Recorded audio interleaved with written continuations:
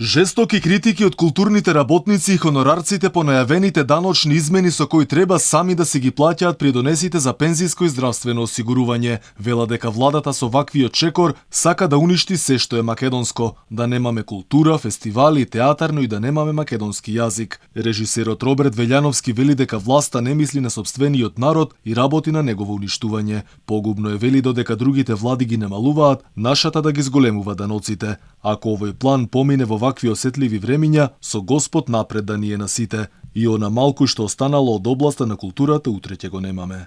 Ќе бидат многу фестивали, многу манифестации, многу институции ќе бидат доведени во ситуација апсолутно да не можат да функционира. Оваа власт сака да уништи се што е македонско. Да немаме театар, да немаме филм, да немаме дури македонски јазик на телевизиите, да немаме издаваштво. Тоа се многу проблематични работи. Актерите велат дека најлесно е да се бара начин за покривање на дупки во буџетот, но тоа само ќе ја дозапусти културата, додава Велјановски, а актерите, пеачите и останатите естрадни уметници ќе бидат приморани да си заминат од Македонија и да работат во соседството. Имаме една од најмудрите влади во Европа. Германците прочитат вчера или завчера дека ги намалуваат даноците во време на ваква криза. Ние ги зголемуваме.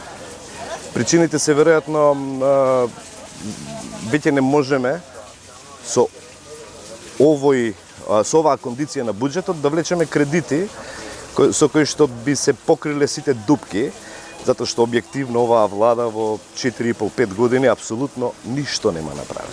Сега со зголемените даноци, кои што ќе бидат околу 50%, значи дека од 500.000 денари националната институција на име на данок ќе треба да исплати 250.000 денари.